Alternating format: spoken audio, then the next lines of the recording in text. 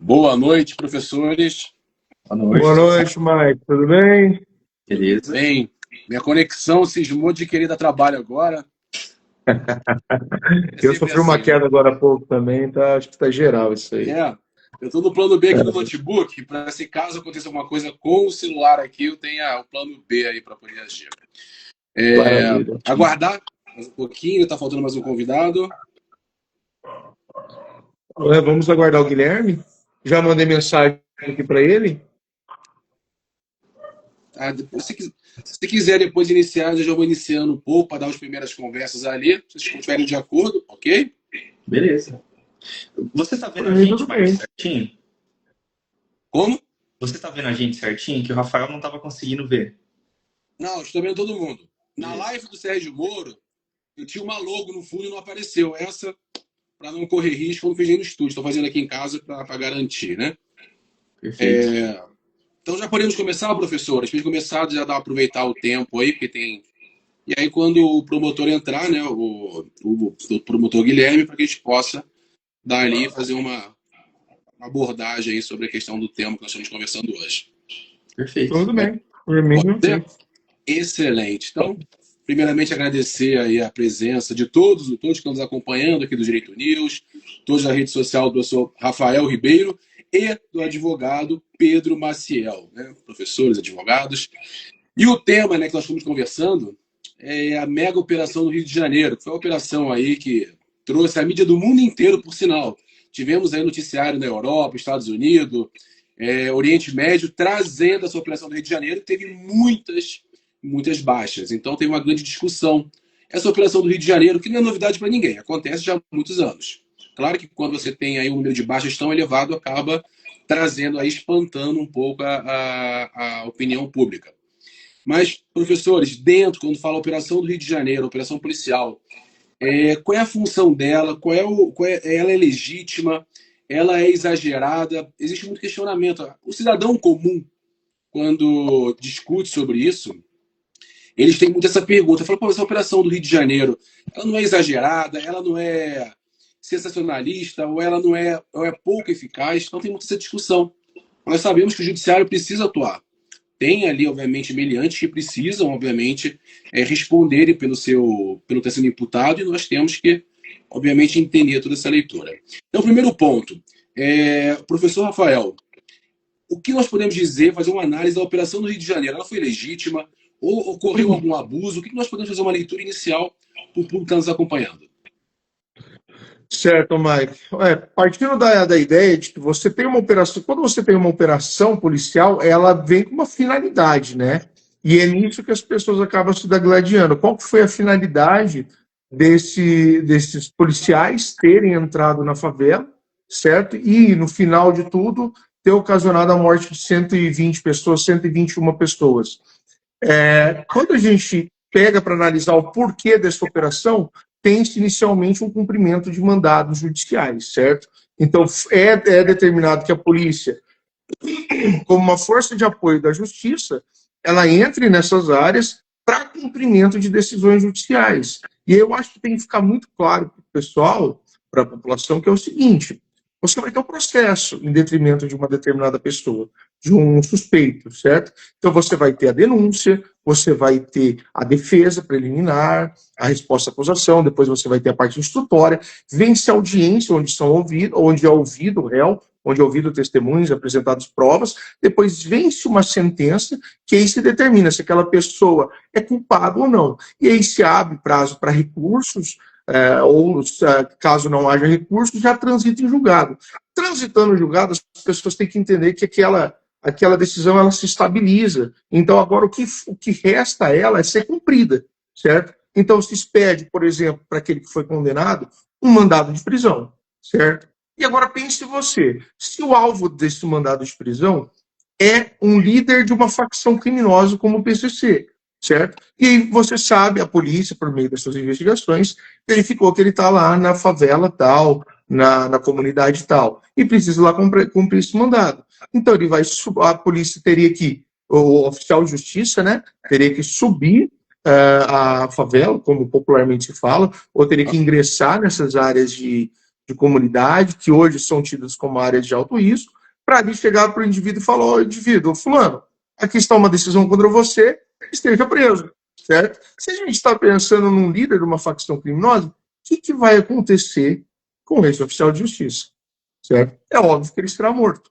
Então, para que seja efetiva essas decisões judiciais que têm que ser cumpridas, o judiciário, com o auxílio das polícias, ele organiza um montante de decisões a serem cumpridas, certo? E faz esse cumprimento de uma maneira coletiva. Porque se eu vou um a um, primeiro, que vai ficar muito custoso ao Estado, certo? E segundo, que você coloca em risco os próprios agentes do Estado. Então, o porquê de ter acontecido essa operação foi para cumprimentos de mandado. Só que a discussão que veio posterior a isso é se essa operação foi efetiva, se não foi efetiva, se atingiu a sua finalidade, certo? E nós pegamos noticiados que dos 100 e poucos mandados que foram para ser cumpridos, por volta de um quinto somente foram cumpridos, certo? É claro que dessa operação policial, você acaba verificando outros crimes ali com outras pessoas que estão ali numa situação de flagrância. O que seria flagrância? A pessoa ela é pega cometendo o crime. Então, ela também é presa por decorrência da própria operação, certo? Então, assim, dos 100 e poucos mandados que foram determinados a serem cumpridos, 20 e poucos foram de fato cumpridos, que era a prisão ou apreensão de bens, e os que não foram cumpridos se considera também aqueles em que o acusado, ou réu, ou condenado foi morto no confronto policial, né? Então, a discussão seria a respeito disso. E aí eu acho que o Pedro pode acrescentar bastante nesse ponto para a gente determinar o que foi legítimo, o que foi excesso nesse ponto ou não. Perfeito. Doutor Pedro, aproveitando esse contexto técnico que o Rafael passou, né, a questão da operação, só reforçando para o público que está entrando, muitas vezes se questiona, e eu escutei muito isso. Poxa, mas foi uma operação de combate. Muitos não se apegaram na questão da legalidade de cumprir mandados, cumprir vamos pensar, a parte jurídica. Muitas vezes, para o carioca ou para o brasileiro que está acostumado com os que está acompanhando a matéria sobre a questão dos confrontos no Rio de Janeiro, muitos imaginam que é uma operação, olha, vamos entrar na comunidade e fazer uma troca de tiro. Para a população média, muitas vezes é isso. A polícia foi lá no morro e trocou tiro, morreram tantos. Mas ali ocorreu uma força-tarefa, uma operação do Rio de Janeiro, para se cumprir mandados. Então, assim, ocorreu ali, de fato, uma lógica, e, obviamente, nesse cumprimento, tiveram ali trocas de tiro e novos casos que foram ali surgindo dentro da operação. Doutor, o que nós podemos fazer um balanço? Porque, queira ou não queira, eu fico pensando como gestor público. Toda vez que você combater o crime, você não consegue combater o crime com flores. Ali você tem pessoas que estão sendo procuradas, pessoas que estão sendo investigadas, você tem ali veículos que foram furtados, foram roubados, enfim. Você tem situações que o Estado não pode se oprimir, o Estado não pode ficar omisso. Ele não pode falar, não, ali o Estado não se mete. Aí nós estaríamos jogando essa Constituição no lixo. O território nosso ali é falar que é intocável. Mas quando ocorre, existe todo um caos. Então é uma balança muito complexa. Até para você conseguir, até o judiciário conseguir fazer o seu trabalho. Qual é o balanço dentro dessa linha que o professor Rafael passou e dentro da sua ótica, dentro da legalidade? Esse é o desenho? Ocorreu algum tipo de abuso? O que nós podemos fazer uma análise, um resumo sobre essa operação no Rio de Janeiro, que com certeza reflete muitas operações no estado fluminense. Perfeito. Antes, novamente, queria agradecer o convite de estar aqui conversando com vocês. A respeito da operação, chegando direto no cerne da questão, a gente tem um problema de lógica aí. Então, o senso comum fala o seguinte, não, mas as pessoas entraram lá para fazer uma chacina. Será que um policial, um oficial de justiça, entraria lá realmente pensando em matar todo mundo e morrer também? Se a gente está pensando que sim, a gente está diante de uma guerra civil, a gente está diante até de um suicídio, né? Por que não? Quem em sã consciência vai subir lá para, vou trocar tiro e vamos todo mundo pro embate? Não me parece algo razoável. Por isso que é importante a gente combater o senso comum com informação. Então, o senso comum a pessoa pode acreditar o que ela quer acreditar, mas os fatos não é possível de alterar. Falando um pouquinho sobre o Rio de Janeiro em si, eu queria fazer um destaque histórico Já fui professor das cadeiras de direito penal 1, 2 e 3, e certa vez durante a sala de aula, um aluno me perguntou um assunto que eu fui pesquisar e fui entender mais, que é muito interessante para a gente pensar aqui. A origem da favela. A origem da favela do Rio de Janeiro. Inclusive a origem da palavra favela. Então, assim, resumindo uma história longa para a gente não se alongar aqui. Basicamente, existia uma promessa pós-Guerra de Canudos que as pessoas teriam um local e tudo mais, e essa promessa, pelo que consta na história, claro, vai ter outro historiador que vai falar uma história diferente, não foi cumprida e as pessoas simplesmente se alocaram lá. Então, várias pessoas se alocando lá e tudo foi se desenvolvendo, foi se precarizando e formou-se essa muralha. E aí chega exatamente essa questão que o doutor falou. Como Estado, é complicado lidar com isso? Com toda certeza. Mas aí do outro lado a gente vai pensar, não, então virou algo à parte e virou algo único. Na minha área de atuação, direito civil, direito digital em si, já tratei com provedores que estão sendo combatidos pelo crime organizado, ou seja, determinados locais daquela região ali somente funcionam provedores associados. Então, olha o absurdo que a gente está vivendo no sentido de normalizar. Então, claro, não se combate o crime com flores, mas também não tem como ver toda a situação e pensar, não, mas está tudo certo, deixa lá e amanhã a gente vê, depois a gente vê, porque o negócio vai crescendo. Enfim, acho que esse é o ponto que eu queria mais destacar nesse momento. Não é lógico que você acredite que uma pessoa saiu da casa dela, um concursado, que estudou durante anos para matar ou morrer. Não é assim que funciona. Não é.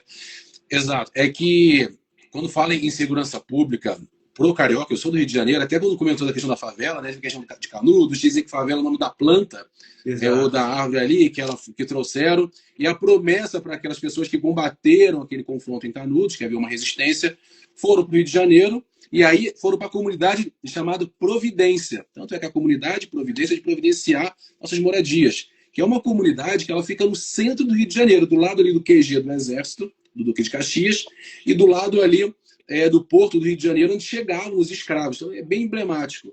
E, obviamente, quando fala de a carência, a falência do Estado, na questão de tratar moradias ou estar presente na vida das comunidades, foi um cenário ali que, infelizmente, se tornou algo que, para a segurança pública, é desafiadora, para o Estado é desafiador. E o que me preocupa, professor Rafael, dentro desse desenho, é o crescimento, porque quando eu vejo, né, e o público pergunta, o Rio de Janeiro era praticamente uma facção, depois teve a outra, a facção começou lá em Ilha Grande, na Avalanche Vermelha, né, pela ditadura e tal, e ela foi meio que aí o objetivo do Estado foi espalhar essas pessoas, porque podiam criar uma facção muito grande ali dentro, uma força. Quando espalhou, piorou, porque é cada ponto de uma célula na qual você perdeu ali o controle. E aí foi a atual facção do Rio de Janeiro, se tornou a maior. Com a promessa das pessoas de não quero mais viver numa comunidade onde tem drogas e armas porque eu não quero meu filho aqui. Surgiu aquele flerte, sempre quando vem algo novo, vem com uma proposta que vai ser diferente, vai ser melhor. E aí surgiu as milícias, que eram os paramilitares. Então eles tinham uma conexão com a polícia militar, conexão com a polícia civil, conexão com os bombeiros, meio que para trazer ali segurança, ninguém era armado, mas teria uma lei, teria uma regra. E, obviamente, depois começaram a se aproveitar dessa fonte de renda, qualquer poder paralelo, o objetivo dele é dinheiro. Se ele observar que ele pode ganhar dinheiro sobre cobrança de uma laje, do botijão de gás, colocar uma taxa, do gato net, ele vai colocar. No Rio de Janeiro, teve locais que eles cortaram o gás, a tubulação do gás que era fornecido pela concessão, para cobrarem a venda do botijão de gás. Quer dizer, o Estado não consegue combater isso. Minha Casa Minha Vida, construiu o prédio em áreas de comunidade, PAC 1, PAC 2 e tal, e o Estado não garantiu que aquela pessoa que comprou pudesse ficar lá dentro, porque foram ameaçadas as pessoas liberarem essas moradias. Quer dizer, o Estado ele se mostra ineficiente e parece que a cada ano, professores, desculpa talvez ser um pouco exagerado, mas a impressão que eu tenho como carioca, parece que a cada ano, por mais que o Estado busque, o Estado, como eu digo, o Estado como todo, busque caminhos para poder dar uma resposta, parece que o passo do crime organizado ele consegue ser um pouco à frente de ganhar mais terreno do que o Estado responder e reduzir. Então parece que o Estado ele tem dificuldade de conseguir reduzir. E a minha preocupação e a pergunta para vocês é o seguinte, quando o Estado tenta agir, agora estamos falando questão do trabalho, do projeto antifacção e tal, mas enfim, quando o Estado tenta dar um passo, parece que o crime organizado já está avançando. Não é porque ele é inteligente, é porque é a omissão do Estado mesmo. Eu não acredito que talvez o crime organizado ele é mais inteligente que o Estado com toda a estrutura que tem. Mas eu acredito que o Estado ele é lento. Ele é lento porque tem opinião pública, ele tem todo um contexto. Época de eleição, talvez tomar cuidado, porque pode ser ruim para aquele candidato e tal. A minha pergunta é, nessa velocidade que eu imagino que seja, se discordar podem falar, mas parece que o crime organizado sempre tem um passo um pouco mais largo do que a reação do Estado. Quando ocorre isso, será que a gente corre riscos de seguir um histórico colombiano ou do México, na qual o crime organizado começou a ter tentáculos no judiciário, nós sabemos que já tem esse histórico, tentáculos na polícia, no alto escalão, na política, na qual eles podem tomar decisões ali e beneficiar um grupo. Será que nós corremos esse risco de, nos próximos anos, caminhar para o que a Colômbia foi nos anos 90 e do que o México sofre hoje? Qual é o seu ponto de vista, professor Rafael? Essa análise a respeito do Brasil se tornar um narco-estado, ela está latente aí na doutrina, inclusive eu tenho acompanhado alguns especialistas em segurança pública que falam que nós ainda não estamos em risco de nos tornarmos um narco-estado. Se nós pegarmos para análise aqui o PCC, eu estou oriundo de São Paulo, então é os dados que eu tenho mais atualizados. Nós temos de membros conhecidos de 30 a 40 mil integrantes, certo? Se nós pegarmos em detrimento ao número de policiais que nós temos uma polícia, um efetivo de polícia muito maior. Então, há uma capacidade de você confrontar, e eu falo de um confronto direto, da polícia em relação a esses faccionados. Só que a grande questão é que a facção criminosa hoje, ela não se trata mais só de droga, certo? Ela está diversificando os seus negócios, que aí você entra, você pontuou muito bem, como a milícia se comporta dentro de um território, né? Então você não tem mais só a exploração da venda de drogas, você já tem uma diversificação disso, certo? Então hoje a facção criminosa, que é uma organização criminosa conforme técnica da lei, que é uma estrutura mais rebuscada do que até então se entendia por associação criminosa, hoje o PCC ele tem como negócio da droga, a droga representando 8% dos negócios que ela explora. Então o restante, que vai somar aí o montante de pouco mais de 150 bilhões, certo? Está concentrado em combustível, a questão do gás, como você falou, exploração de serviços nessa comunidade, enfim, o leque está se abrindo, né? O leque está se abrindo, e aí você já tem a droga como um negócio menor dessas facções. E aí as pessoas falam, você vê muito dos influenciadores falando, a droga hoje ela só importa em 8% dos negócios da facção, o que não justificaria a ação na favela. Mas peraí, você tem esse nível de estrutura e complexidade porque você deixou essas organizações se desenvolverem ao longo de 30 anos. Então, para chegar a esse ponto que estamos hoje, de você diversificar os negócios, você precisou de tempo, do qual o negócio da droga foi um ponto de partida, certo? Então, não combater a droga porque há coisas mais importantes a se combater é um argumento pífio. Você tem que combater a droga e tem que combater também esses outros crimes conexos e relacionados. E aí também vem a discussão da tal da operação na Faria Lima, né? A carbono oculto. Tem que ir na fonte. Olha, não é o traficante, o grande vilão dessa história. Mas peraí, não é o empresário da Faria Lima que está relacionado à organização criminosa. É a organização criminosa, ao longo desses 30 anos, ter se ramificado e já estar na Faria Lima.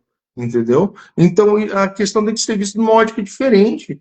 Então, assim, já passando diretamente ao que você falou, de virar um narco-estado, o grande interesse hoje das facções criminosas são territórios, porque dentro de territórios ela consegue exercer poder, e exercendo poder ela consegue explorar todos esses produtos, entre aspas, né, entre grandes aspas. A partir do território, todo o potencial ele tem como explorar, ele vai buscar o que quer ver. Exatamente. Esse seria meu ponto. Perfeito. Doutor Pedro, trazendo essa ótica de território, que é o ponto, nós sabemos, pelo menos vamos trabalhar essa pauta, sabemos que o contexto do crime organizado do Rio de Janeiro, pelo menos o predominante, em relação a São Paulo, tem viés diferentes. São Paulo parece que tem uma estrutura mais, como fosse uma máfia mesmo, tem toda uma estrutura de chefia, de responsáveis, como fosse uma empresa do poder paralelo. No Rio de Janeiro tem uma bandeira da facção, né, das facções, mas cada um domina a sua comunidade, eles têm uma comunicação entre si, tem uma diferença.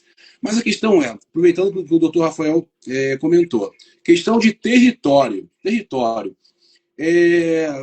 Praticamente, né, talvez esses dados possam ter uma variável, mas a população brasileira, praticamente um quarto dela reside ali no local do crime organizado. Quer dizer, o Estado é ineficiente. Mas o Estado não vai? Vai com dificuldade. Nós temos no Ceará, por exemplo, regiões ali que o crime organizado exigiu que as casas não fossem trancadas. Quer dizer, a minha casa, né, a Constituição garante muito essa questão da tua privacidade, a questão do teu espaço. Quer dizer, eu tenho que deixar minha porta destrancada. Olha que risco que eu tenho. Trazendo essa linguagem,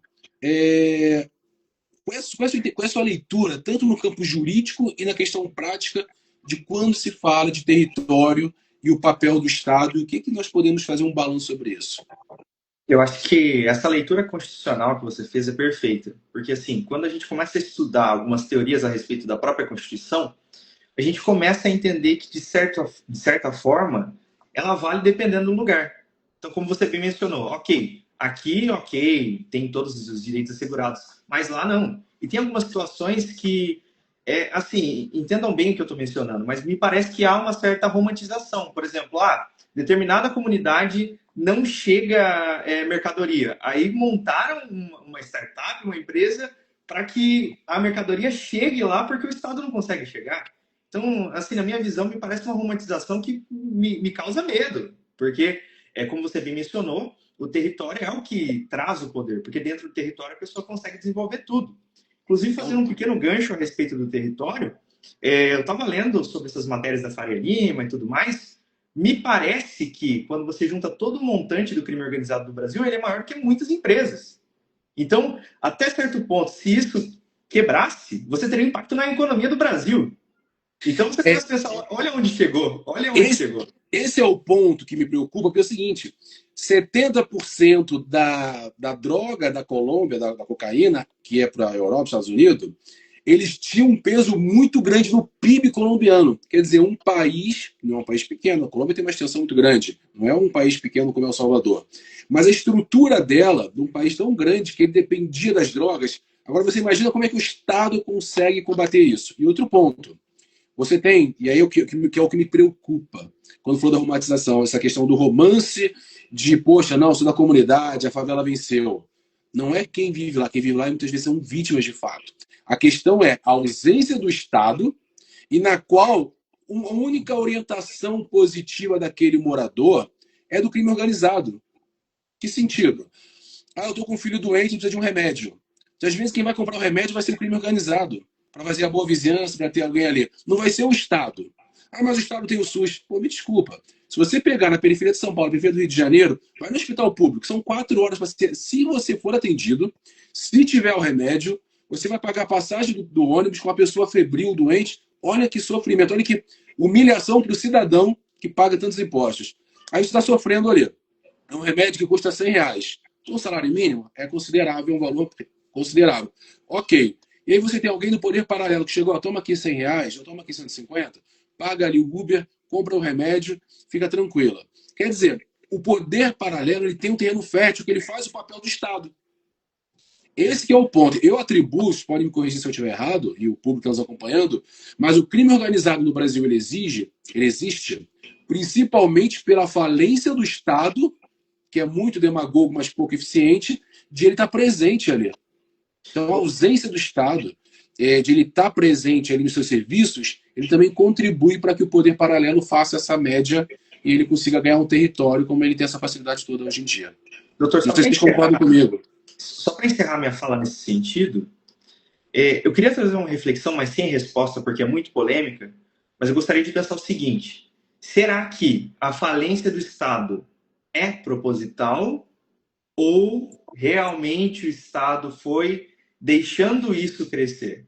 Eu não tenho a resposta, Claro. e quem tiver aqui pode deixar nos comentários, mas é um assunto para a gente começar a pensar se realmente é não.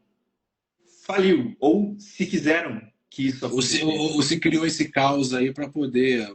É um ponto. Tem alguma resposta, professor Rafael? Ah, É essa, complexo, né? essa, essa é complexa.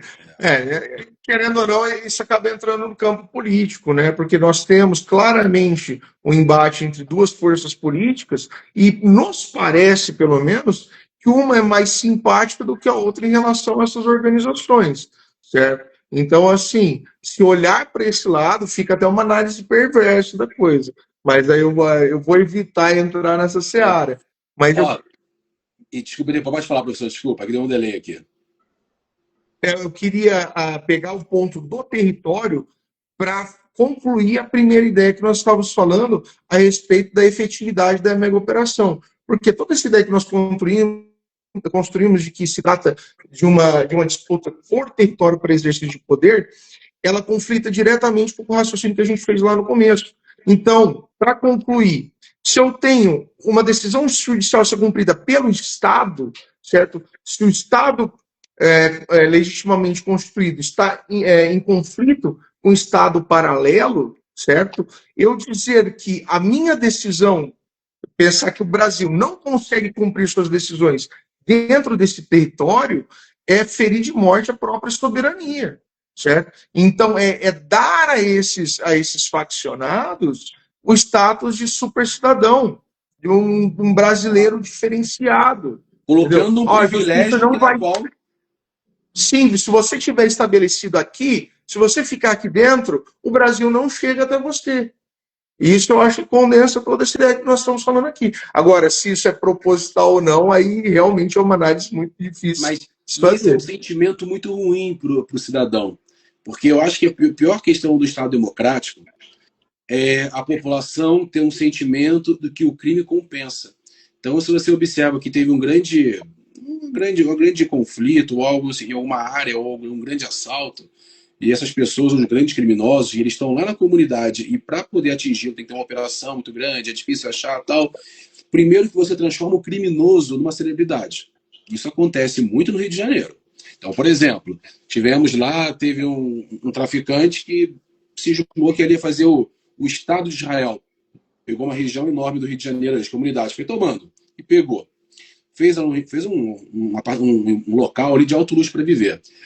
Com a polícia tentando alcançá-lo, obviamente é uma operação muito complexa, você tem que trabalhar de inteligência, não é um trabalho que você pega em uma semana, é um trabalho que pode levar meses. Conclusão, começou a ter uma mitologia dentro do pensamento, poxa, aquele cara é intocável, o Estado não alcança ele. E a imprensa, com a sua pauta, olha, a polícia faz operação e não encontra o chefe fulano. O chefe fulano fecha as ruas. Começa a transformar ele numa grande personalidade. Isso me preocupa, porque você está dando uma audiência para o criminoso. E esse flerte é ruim, porque você cria inspirações daquelas pessoas que acham que isso é positivo. Falar, não, eu vou querer ser o bambambam da minha comunidade, como foi aquele cara.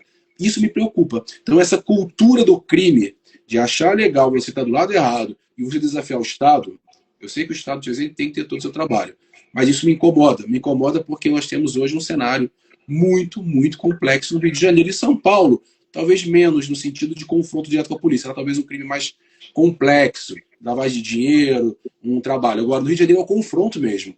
Em Fortaleza, Bahia, mas isso me incomoda. Vocês concordam com essa ótica que existe um flerte do crime organizado por parte da população por conta dessa. Como ocorreu com o Pablo Escobar na Colômbia? Existe, dentro daqueles locais, existe talvez esse flerte? Qual é a sua opinião, doutor Pedro? Olha, eu concordo, e ainda mais com as redes sociais, hoje em dia, nossa, a pessoa se torna um popstar, né? Então, às vezes, quando você está navegando na internet, tem vídeos de pessoas que acabam roubando, furtando carros só para dar cavalinho de pau. Então, você vê como que, assim, você começa a ler os comentários, a pessoa, pô, que bacana, não sei o quê. mandou isso, mandou aquilo. Então, dentro dessa análise, eu acho que eu entro até um pouquinho na questão hoje do conceito de influenciador. Assim, eu sei que não faz parte da pauta que a gente está tratando agora, mas quando a gente começa a pensar na palavra influenciador no Brasil, e talvez no mundo, o que vem à tona? Será que é uma pessoa que traz positividade no sentido de desenvolvimento humano ou uma pessoa que traz negatividade? Então, é claro que com todo esse terreno, o traficante se tornaria um popstar, porque ele tem dinheiro infinito, até certo ponto, né? Porque depois eu quero falar sobre isso daí, sobre a respeito de onde vem esse dinheiro, é um ponto legal para a gente conversar. Tem a questão do estilo Bonnie e Clyde, sabe, que desafia a justiça e todo mundo quer ser igual. Então, parece clichê, mas volta naquela pauta. Até certo ponto, a educação, sim, é um ponto a ser discutido. Só que como? Aí a gente tem que chamar algum especialista em educação para começar a tentar encontrar algum caminho. Porque é uma questão estrutural gigantesca.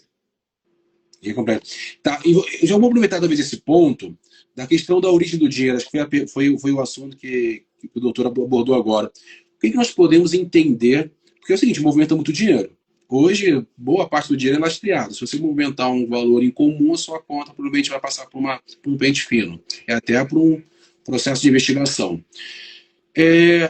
PCC em São Paulo, Comando Vermelho no Rio de Janeiro, Terceiro Comando, enfim, milícias, eles movimentam muita grana, muita grana. Estão falando aí de cifras que pode chegar a bilhões. Como funciona esse desenho do universo financeiro do crime organizado? O que se pode ter como leitura sobre isso? Certo. Deixa eu responder a pergunta anterior também, que eu me empolguei com ela. Já vou passar essa que entrou aí. A questão cultural a respeito das facções criminosas, ela faz todo sentido até quando a gente olha os conceitos básicos de ciência política. Se a gente pegar o conceito de Estado, é população, território e governo, certo? Quando a gente fala de população, é um conjunto de pessoas que ela tem semelhança cultural, ela tem semelhança ética, étnica, você tem ali uma homogeneidade, certo? Então, dentro dessas comunidades, você constrói todo uma cultura própria, você constrói toda uma identidade própria, certo? Dentro de um território que está, de certa forma, delimitado, sendo governado por uma facção. Então, o que tem acontecido na favela, o fenômeno da favela, certo? Quando ela é expressa pela sua música, pela sua forma de viver, de conviver entre si, ela é um reflexo, de fato, de que há um Estado paralelo, certo? Um Estado paralelo dentro de um território determinado com um governo, certo? Então, pegando a questão da educação, que o doutor Pedro falou, né, aprofundando um pouco mais a respeito dessas nuances sobre essa população que mora nesse território, você tem, sim, uma população peculiar sendo construída ali dentro de uma cultura própria daquele local. E eu não estou fazendo um juízo de valor se é bom ou se é ruim. É ruim quem os governa, certo? Mas ter identidade por si só é um fenômeno muito positivo, certo? Agora, a respeito das questões econômicas relacionadas às facções criminosas, eu já vou até puxar um outro ponto, que eu acho que é algo que está em intensa discussão nesse momento por conta do que aconteceu no Rio de Janeiro, e até por conta do projeto de lei que está em voga aí, né? O pessoal está discutindo bastante. Então, o que se busca, né, e eu acho que é um consenso da população, é que as facções criminosas, o crime organizado tem que ser combatido. E agora a política, né, vendo que esse assunto está aquecido, ela está mexendo os seus pauzinhos, né, ela está se mobilizando a tentar dar um regramento legal para essa matéria. Então, o que é mais fácil de fazer? Você exasperar penas, né? Você aumentar a pena. E aí a gente entra na discussão se isso é eficiente ou não, porque isso é teoria da pena, finalidade da pena, né? Se o caráter repressivo, se o caráter preventivo está sendo prestigiado e está sendo efetivo, certo? Só que a grande questão que eu acho mais interessante é que tem discursos querendo tratar as organizações criminosas como organizações terroristas, apesar do tratamento hoje já ser muito semelhante. Quando o que eu vejo de mais que melhor se amolda essas organizações é tratá-las como organizações criminosas do tipo mafioso. E essa é uma teoria muito interessante que está sendo trazida. Por quê? Ao você entender essas organizações criminosas como do tipo mafioso, é você entendê-las, por exemplo, como a máfia italiana. Por quê? Dentro do negócio dessas organizações peculiares desse tipo, você tem ali a questão territorial envolvida, certo? Então, para ser organização do tipo máfia, você precisa de estrutura empresarial e hierárquica que entra direto nesse ponto da organização e seus pontos econômicos, né? Você tem a atuação transacional, e nós já sabemos que essas organizações criminosas estão extrapolando o território nacional. Você tem o uso de intimidação e violência, isso é ostensivamente sabido, né? Você tem a corrupção e infiltração no Estado, nada mais claro do que está acontecendo, né? Quantos, não se noticia tantos candidatos que supostamente estão ligados a organizações criminosas. Tem também o negócio da lavagem de dinheiro como sendo um dos principais pontos da organização, e é o estágio em que o PCC e o Comando Vermelho está hoje, né? Eles estão transformando dinheiro ilegal em dinheiro legal, e tem, por fim, a influência política, certo? Então, ele tem os elementos que configuraria mais um crime organizado, mais uma máfia do que terrorista. Terrorista, às vezes surge a ideia, claro, a gente vamos aqui, mas aqui é o atentado mesmo. O atentado é explodir um carro, derrubar um prédio, que eu acho que não se desenharia para esse modelo que nós temos no Brasil. Não quer dizer que seja menos letal, mas talvez como uma máfia, acho que teria mais lógica, porque o objetivo final é dinheiro e território. Teria mais essa combinação, acho que seria isso, né? Se você pegar o conceito do que é ato terrorista, por parte da lei, você tem definição lá na 13.260, que ela fala no seu artigo 2º, parágrafo 1º, o que são atos terroristas. E ali é relacionado com bombas, gases tóxicos, sabe? Eventos de proporção que vão pegar várias pessoas. É pensar no 11 de setembro, você pegar um avião e explodir contra 2 prédios. Isso é terrorismo. É você pegar um ato catastrófico. Isso não se amolda muito. Ele não te dá resultado financeiro, ele te dá o terror mesmo. Exatamente. E ao contrário do que a gente vê, até por esse aspecto cultural e educacional. Muitas dessas organizações procuram cuidar das pessoas que moram no seu território, certo? Para ter o território controlado. Então não tem terror. Claro que você, assim, num primeiro momento não tem terror, mas andou fora da linha é terror total, né? Terror extremo. Certo? Ele não tem como a premissa, o primeiro ponto, o terror. O terror, ele é consequência das suas regras que não foram atendidas. O principal ponto é dinheiro ilícito, né? Que não é o caso. Isso. Exato. O que a organização criminosa hoje faz é a ordem pelo medo, mas ela não fica fazendo medo pelo medo, entendeu? Claro. E aí, Pedro, o que você acha? Eu queria fazer um recorte um pouquinho mais polêmico ainda, para a gente pensar desse ponto da questão da origem de todo esse dinheiro, de todo essa sensação de controle de poder. Pensando aqui, e fazendo um link com o que o Dr. Rafael falou, me lembrei da história de Al Capone. Então tá lá, Al Capone por conta da questão da proibição do álcool. Será que, se a gente pensar em um Brasil com eventuais drogas que mais são consumidas autorizadas, nós teríamos um enfraquecimento dessas organizações? Porque onde que eu quero chegar com essa fala? Recentemente, o presidente, ele depois se retratou e tudo mais, mas ele falou o seguinte, que traficantes de drogas são vítimas de usuários. E assim, eu entendo onde ele quis chegar com essa fala. Por quê? O dinheiro desse início partiu dos usuários. e o dinheiro precisa de alguém comprando. Então, eu quero entender, deixando de lado a questão moral, etc., porque a gente sabe o impacto a nível de sociedade de uma liberação de droga, enfim, mas será que, pensando friamente, se hoje foi liberado tal e tal droga, o crime organizado ruiria? Ou será que ele já é forte o bastante para se sustentar? Eu acredito, me corrigem, se estivéssemos falando dos anos 90 e início dos anos 2000, as drogas seriam uma grande baixa para o crime organizado. Seria uma grande baixa. Porque eu imagino que a fonte de renda da época eram as drogas.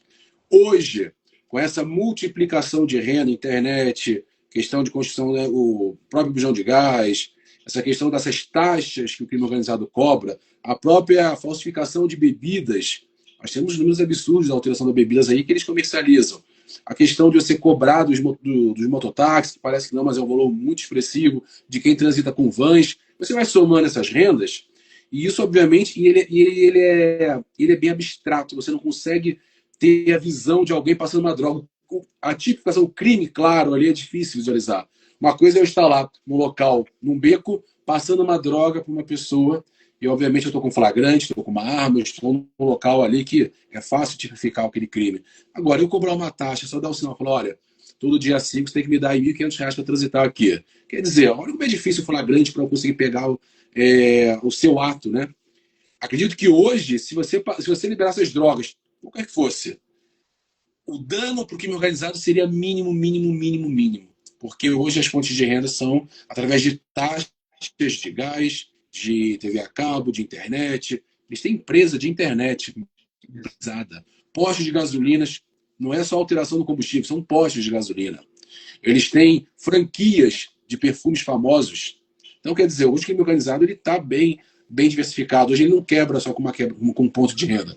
Talvez no Rio de Janeiro, se você bloquear ali algum serviço principal, talvez possa sentir. Ah, parei com álcool, consegui derrubar.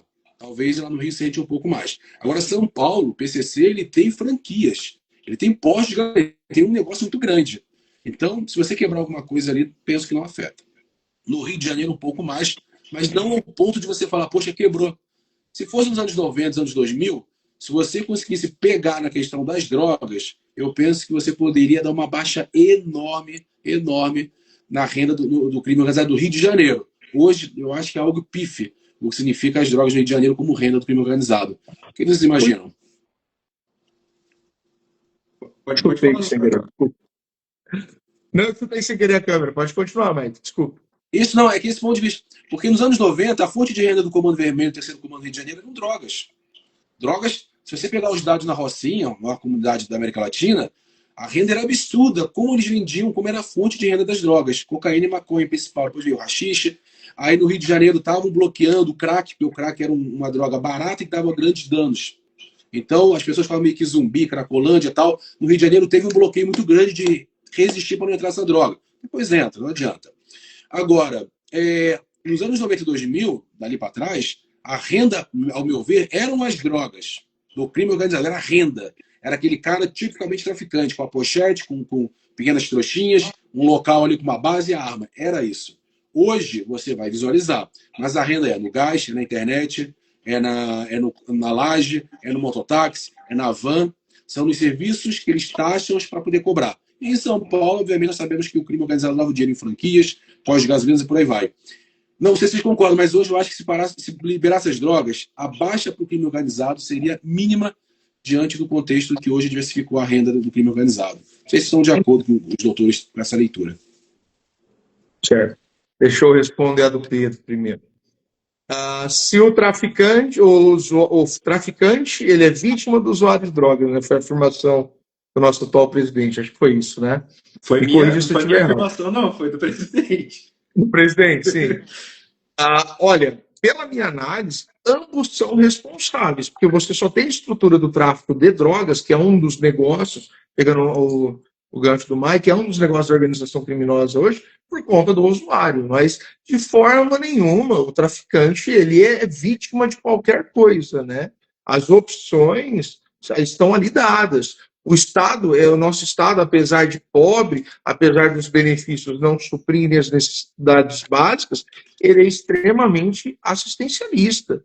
Então, aquele que quer tentar levar uma vida digna fora do crime, ainda tem de onde começar, diferente daquele que não tem ponto de partida nenhum, certo?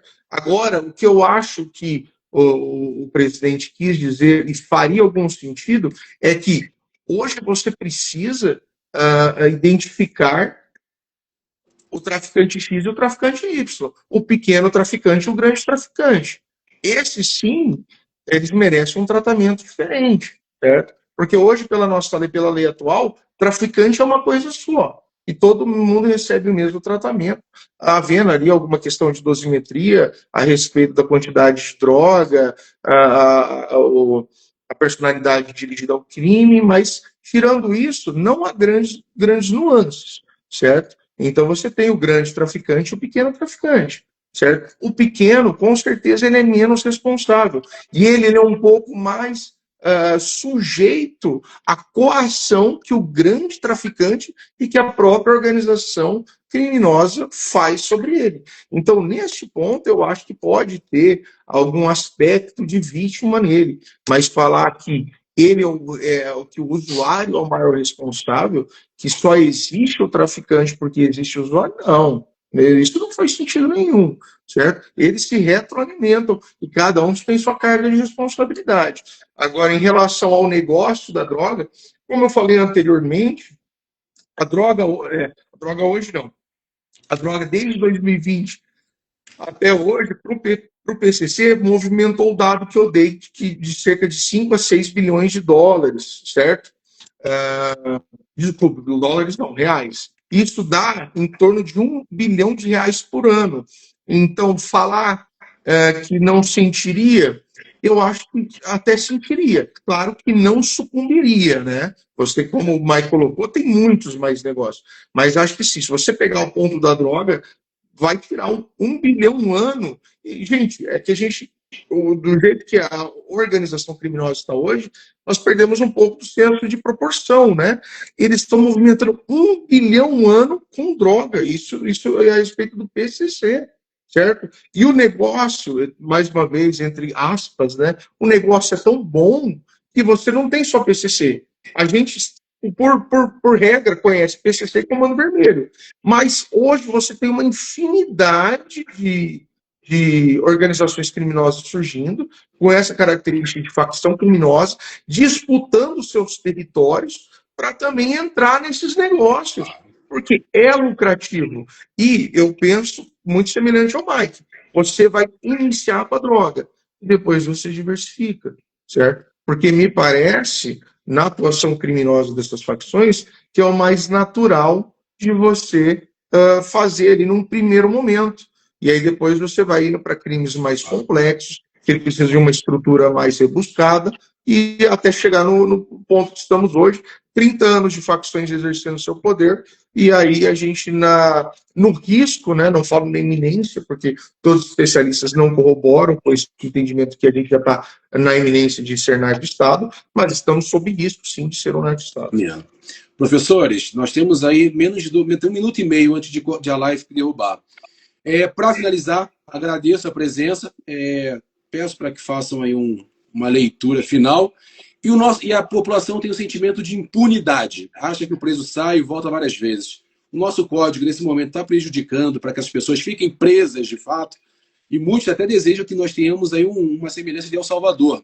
Segura a Constituição, prende todo mundo e depois observa. Um rápido resumo para fechamento e o Código Nosso Penal. Está precisando calibrar um pouco? Professor? Eu diria que o maior problema é o Código de Processo Penal. Acredito que o doutor Rafael vai concordar também. Esse é o meu fechamento. Exatamente, esse é o ponto. O problema é processo penal e execução penal. O Código Penal, ele está bonito, só precisa entrar lá no presídio e continuar lá dentro. Porque se entra e sai, gente, a população se sente insegura totalmente. Hoje exatamente. É mais fácil a pessoa ficar mais tempo preso com a Maria da Penha do que a questão da... Não que seja não seja merecedor, mas, poxa, o cara matou, o cara cometeu... Parece que dá uma sensação de impunidade. Dá cidadão comum Você vê lá uma pena de 20 anos e a pessoa fica 6, 5. Ué, mas peraí, não pegou 20? Que negócio é esse? Entendeu? E quando sai, ainda aparece em seriado da Netflix. Exatamente. Professores, obrigado, agradeço a presença de vocês. Vamos marcar outras lives com esses temas que é importante para o público nos acompanhando. Muito obrigado pela atenção de vocês. Se derrubar a live antes é porque o tempo do Instagram derrubou. Obrigado, professor Pedro. Obrigado, professor Rafael. Agradeço a atenção de vocês. E na próxima teremos aí a presença do promotor, que ele teve um imprevisto ali, comentou com a gente, mas que estará conosco na próxima. Obrigado, Mike. Valeu, Pedro. Obrigado mesmo, viu? Até mais. Obrigado, gente. Até mais. Tchau, tchau.